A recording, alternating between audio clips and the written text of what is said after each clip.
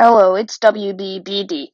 I'm here with the Expert Guide. In this video, you're going to learn how to use a wide variety of strategies, builds, and pedal combinations to attain high scores, survive on long runs, and of course, dominate the leaderboard. So let's start first with some of the different builds. The first style of build is Bubble Assassin. This build utilizes a bubble and attacking pedals to bubble towards an opponent and kill them using large damage.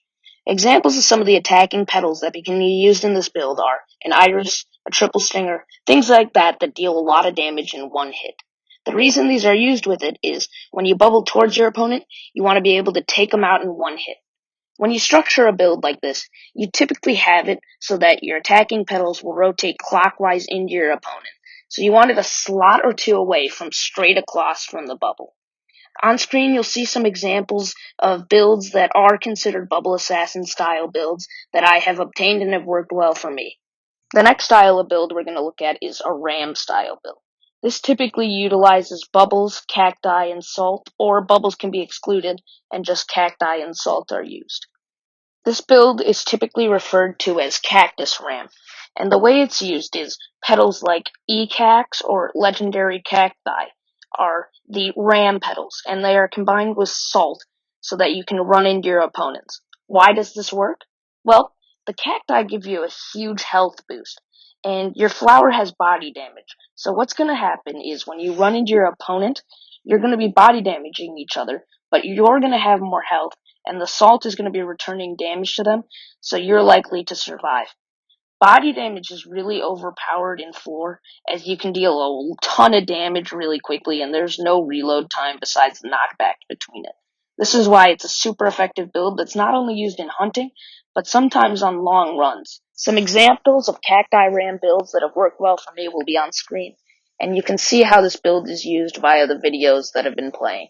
Typically, you use a bubble to pursue an opponent and attempt to get damage in, and then you finish off your opponent with a ram. Or the order of this can be reversed and you ram your opponent and finish them off with the damaging pedal. It's a great strategy because it combines the benefits of the two. Not only are you getting the awesome ramming where you have no real reload time between the damage you can get, but you're also getting the perks of incredibly damaging pedals like the triple stinger. This is the type of strategy that I use most often, and some examples of builds with it that have worked really well for me are shown on screen now. Next is the Pea Shooter style of builds. This strategy uses legendary peas along with other complementary pedals. It's a great strategy because legendary peas can deal large amounts of damage to swaths of enemies in all directions, while the complementary pedals help to negate the downsides of legendary peas. An example of one of the pedals that pairs really well with legendary peas is the legendary cactus. The reason for this is one of the main downsides of legendary peas is it's not a great defensive pedal. On the other hand, the legendary cactus is a really good defensive pedal. It has a large hitbox and it has a great health buff, which is awesome for surviving a long time, and the legendary peas are great against hunters and mobs as they deal pretty substantial damage and hit everything in a certain radius. Pea shooter type builds are becoming more and more prevalent in high score runs and long lasting runs.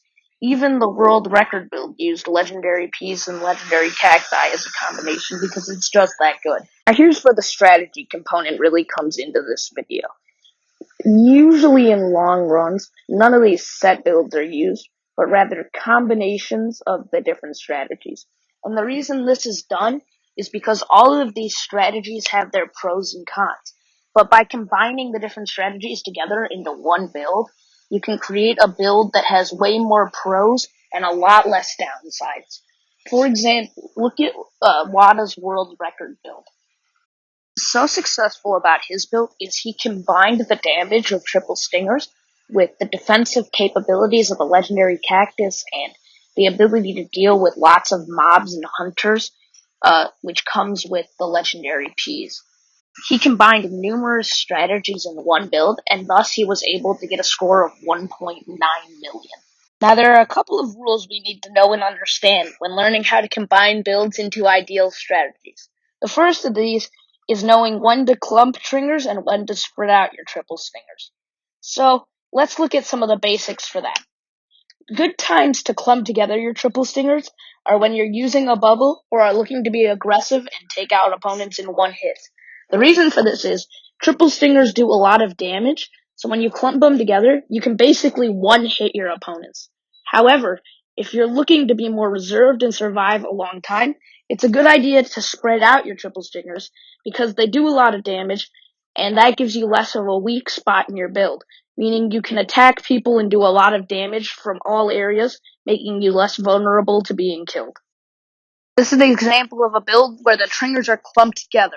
The reason I did this is I can bubble towards my opponents and take them out in one hit with the clump of triple stingers. And this is a build where the triple stingers are spread out. It's a build designed to survive a long time and get a high score, so that I'm more difficult to kill. The second thing to acknowledge is the placement of your legendary cacti. Because legendary cacti have a big hitbox, as I've talked about, and they do a lot of knockback. So the reason you need to be considerate of where you're placing them is, if you try and run into an opponent and kill them, and your legendary cacti hit, it's going to knock them away, meaning your other attacking and more damaging petals won't be able to hit. So what you typically want to do with your legendary cacti is place them so that they rotate counterclockwise behind your other petals so that your attacking petals will hit first. Another good idea of how to place legendary cacti is around your epic roses. The reason for this is because they have this large hitbox, a good amount of durability, and have good knockback, they can protect your epic roses, meaning you won't be prevented from healing. So here's that same build again. You can see that the legendary cacti and the epic cactus aren't going to interfere with the triple stinger, because when you bubble, they are not going to rotate clockwise into your opponent, but rather the triple stingers are going to rotate clockwise into your opponent, and they're going to get that damage off, and the cacti protect your epic rose because they surround it. So this means that if an opponent is trying to knock down your epic rose so that you can't heal, they won't be able to do it because the legendary cacti and epic cacti are protecting it. Similar to the legendary cactus, any other petals, such as legendary peas, legendary eggs, or legendary webs, are going to be wanted to be placed so that they're not interfering with the rotation of the triple stingers, and they're not going to knock your opponent out of the way. So let's take a look at some of my good builds that I've gotten good runs with. So the first one we're going to look at here is this Bubble Assassin Ram Damage style build, where we have 4 triple stingers and a legendary cactus. So these 4 triple stingers are well placed and they're clumped together. They're going to rotate clockwise into the opponent. And as I talked about before, you have the legendary cacti protecting the E-Rose. So this is well placed. Another example of a build with good placement that I've gotten are these 2 builds here. The reason it's good is because the triple stingers are spread out, but they also have the petals that are going to do high knockback, so that they aren't going to be rotating clockwise in front of them and interfering with them. You also have the legendary peas spread out, which means your petals with less defense aren't next to each other, meaning you're less vulnerable to an attack. So this is a good placement. You also have epic roses for healing that are decently well protected. An example of a poorly placed build is this one here. I put this in just to show off the different legendary petals, but if I had kept it in, it would have left me vulnerable. The reason for that is the 4 legendary stingers are clumped together, but they have no real easy way to hit because there's petals with knockback in the way of the clockwise rotation. Additionally, you have these legendary peas next to each other, which creates a more vulnerable weak spot.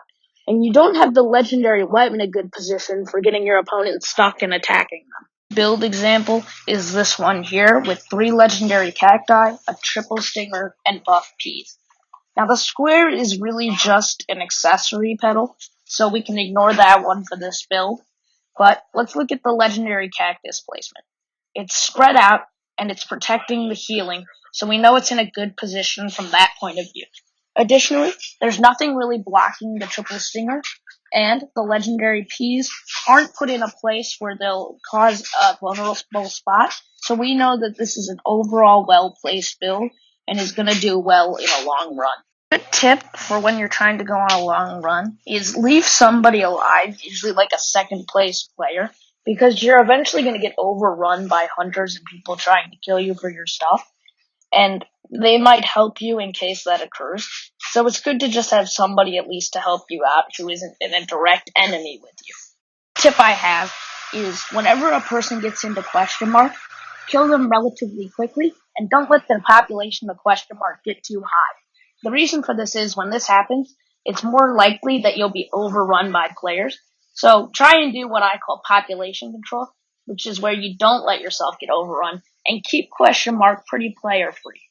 Consider when going on runs is not killing players until they get to about 10k. The reason for this is if you kill every player immediately when they walk into question mark, they're going to leave, which makes the player count get low, which makes it a lot harder for you to level up. And if you kill players when you get to 10k, your ratio, or points per hour, is going to be much higher.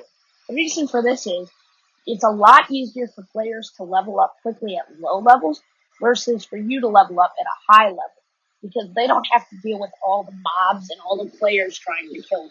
Seem like a lot of information. Eventually you'll learn what works for you and how different strategies work well.